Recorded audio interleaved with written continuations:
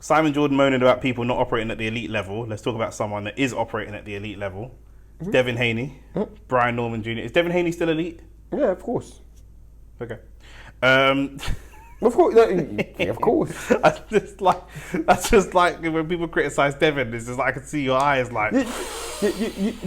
I've never actually ever explained why I like Devin. I was actually going to ask you. It's literally one of the things I was going to say. Where does your? Because for those of you that the YouTube channel, Shane. I don't say Shane loves Devin Haney, but Shane really likes Devin Haney. The thing is, I'm extremely objective over every fighter in boxing, probably other than Devin.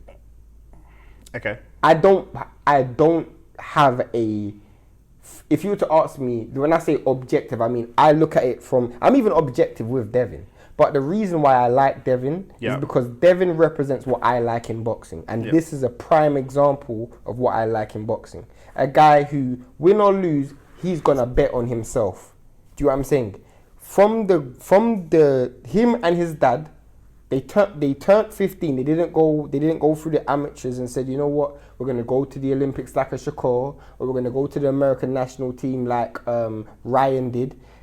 They were gonna sign to the big promoters like Tank did. No, I'm gonna invest in myself, self-promote, fight on YouTube and go Mexico. Turn pro at 15. That's what he done.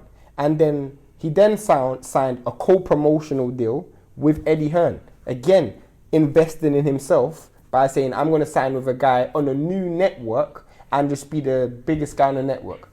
Make them push the money behind me, because at that time they didn't have any other up-and-coming fighters. That's a gamble on himself. Then, again, his dad says he gets an opportunity to fight any champion in 135. He puts himself in a position to become mandatory for Lomachenko, forces for that fight, to the point where the WBC says, I'm going to make you franchise champion. He could have went down another route. When Tank turned down the fight, he wanted it. Cool, you move on again. He then tried to fight Teofimo Lopez. Teofimo lost to Cambosis. Nobody going Australia. I'll go, but your dad can't go. He still went over without his father. Remember, this time he's still young. He's probably never been on a plane without his father. Don't care, I'm gone. Remember, I've gone to Mexico, signed to a British promoter. Now I'm going over to Australia. Back to back, I'll fight you. I'll take 25%. The money that Shakur didn't want to take. Cool, I've come back now. I can fight anyone in the world. I've just become undisputed. My voluntary defense is Lomachenko. That's my voluntary defense. Cool. Fight Lomachenko. Whether you think he won or lost. He won 7-5. Yeah. What does he do next? He doesn't get a gimme fight. He says, Shakur, you're the first one moving up. Let's fight 25%. You take 25, I take 75. What does Shakur say? No, I want 50-50. He's like, cool, bun it. I'm going to move to 140. He moves to 140 and says, who at the time is the best at 140? Josh Taylor just lost to Catterall. The only other lasting champion, or the longest reigning champion at the time, Regis Prograis. Let me fight you. Beats Regis Prograis. Then he goes into the Ryan fight. In the Ryan fight, after all of the whole madness that's going on, deliberately missing weight by 4 pounds, he doesn't say, you know what, scrap it, bun it, let's have a fight. Let's still make the fight happen, even though you're going to weigh whatever you weigh. Let's still fight. Gets rocked in the first round, then gets dropped in the 6th round. He doesn't say, let me run around the ring like people say that he does. He said, let's keep going forward. And he gets continuously dropped 3 times after that. He didn't run in that fight, because if he ran in that fight, he would have probably had a better chance of winning. He would have won. He would have won the fight. Yeah. He was 5-1 up after 6 rounds. He didn't run. He kept going forward and kept getting dropped. Against someone with steroids in their system. So my point is, now, again, he goes, who is the best at 147? Boots just moved up. I tried to make the fight with Davis. Davis said he doesn't want to go to Saudi because they're going to give me the fight. Yeah. He tried to make the fight with Teofimo Lopez. Teofimo Lopez turned the fight down. So who else is the next best available? The week after Brian Norman Jr. just got the knockout of the year, let me fight Brian Norman Jr.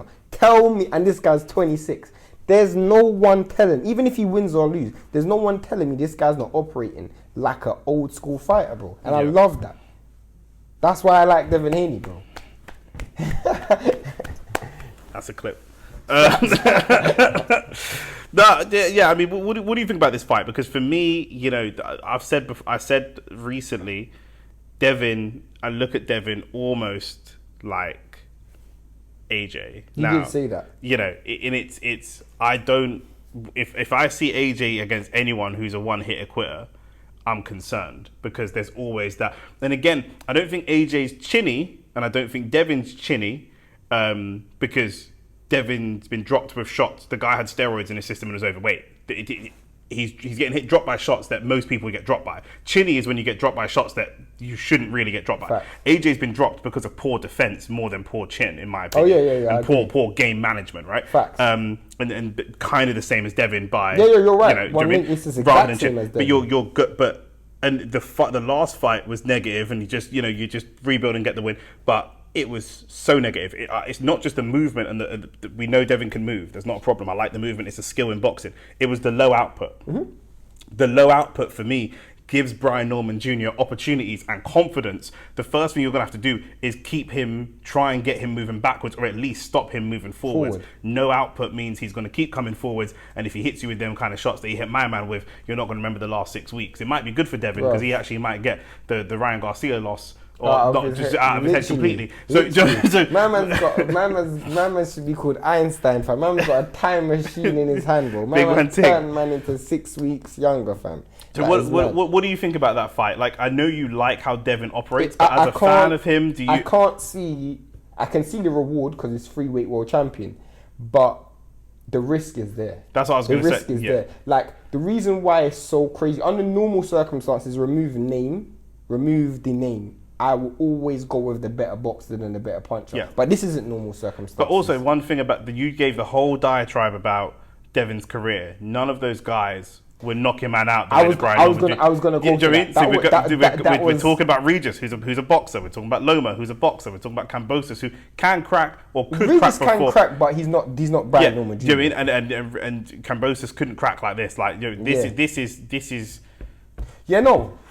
This is the first time. That being said, Devin's been chasing tanks, so this is the first time Devin will be fighting someone who's like, bro. I was talking to Rance about this, and Rance was like, Devin should win in a scrappy fight. I'm like, bro, if Devin wins, he ain't gonna be scrappy. If it's scrappy, Devin ain't winning. If it's scrappy, Devin ain't winning. That's my position with Devin. If it's like, I get it when he fights Loma because he's physically bigger than Loma. I get it. This guy's country born, bro. You will win a scrap. You will win a scrap against guys that are against other boxers. Facts. You are the best scrapper of the boxers. Facts. But you aren't the best scrapper of the scrappers. He's a you don't want to fight a Sean Porter or something. Exactly. Yeah. Norman is about, like, Sean Porter is a great example. Yeah. Norman's about that life, bro. He's a country grown. Yeah. And he's a southern guy. Like, he's like, bro, this guy. My bro is a funny conversation. My dad's like, who's Devin fighting next? Like, some guy called Brian Norman Jr. But I was like, I've never heard of him. My dad's like an old school boxing fan, still keeps up. And my brother's like, oh yeah, he's some slave.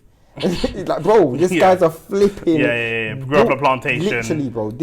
And for me, that's what I'm saying. The reward for use the toilet in the outhouse on the kind of thing. Literally, like, Brian Norman Jr. not only. But this is what I'm saying. Like, is this bad management? It could be. Who's managing Devin? Is it his dad? The dad, Bill.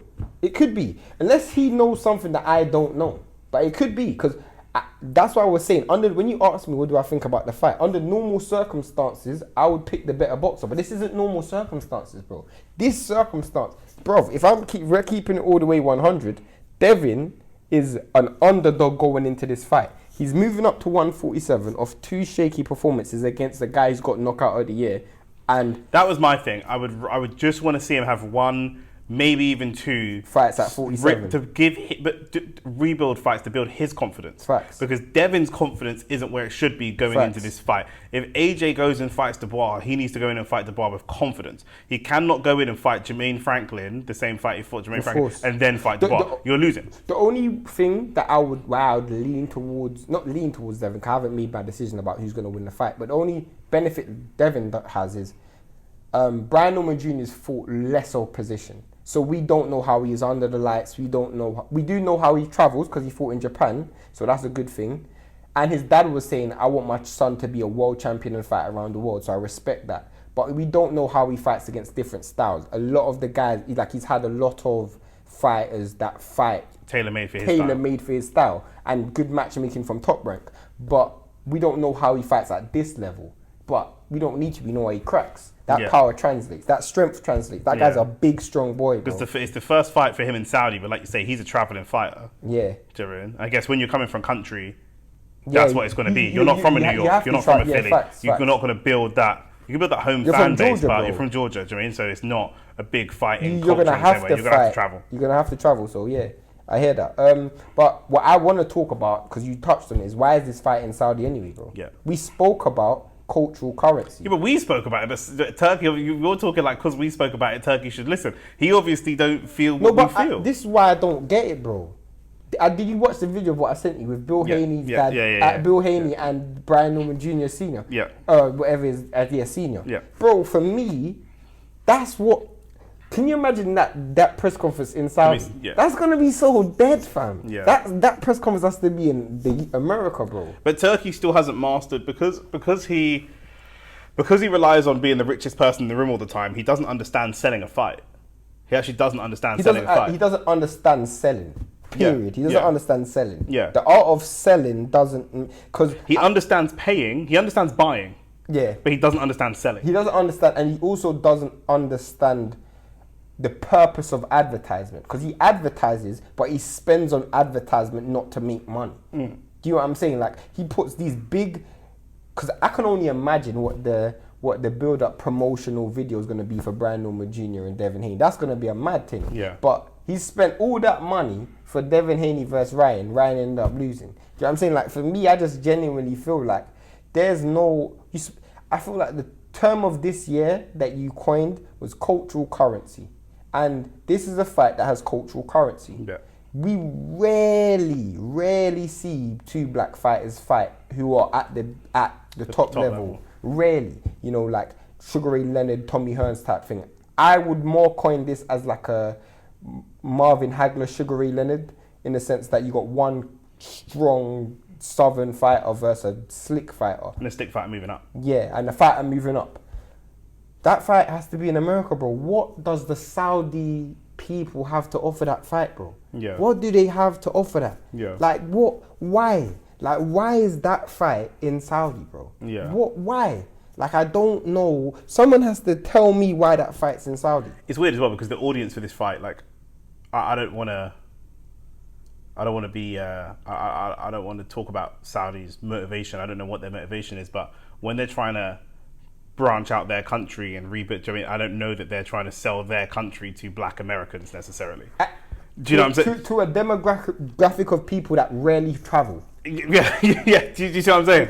It's weird. If you took Jack Catterall and Cambosis to Saudi, that might make sense. More sense. That makes sense. Do you know what I mean? That actually makes sense. But this fight, that doesn't make sense to me. No, it doesn't. Like, it does not make any sense. You want eyeballs on Saudi, but these aren't the right eyeballs. Yeah, bro. it's not the right. Like, a lot of my friends, I have a lot of friends who live in America. They've never left America, Yeah, bro. they don't travel. 70% of Americans do not and never will own a passport. Do you know what I'm saying? They're not traveling people. The ones that do are like the rich people, whatever. But they travel a lot. White people. Yeah, not or white black Americans. people. Yeah. You know what I'm saying? From Like, the south, even more so. It's just getting worse and worse and worse. Bro, Do you know what I'm saying? Like, what we doing, bro? What we doing? What we doing? Like, come on, bro. And if they're going anyway, they ain't going south. I would really be fascinated to know what the strategy is behind. Isn't Georgia a heavily Christian? Like, South is heavily Christian to a Muslim, bro. This doesn't make any sense. No. This doesn't make commercial sense. No. It doesn't make any commercial sense in terms of making Saudi look better. It also doesn't make promotional sense because that fight, in terms of the build up and then time difference as well. Yeah. Is it going to be one of those again where it's early hours in the morning? Man, Because it's going to have to be in Saudi but on American time, which is going to mess up weigh-ins, and they're going to be weighing in 4 or 5 in the morning and stuff like that again. This is one thing I will say before we move to the next topic. Yeah.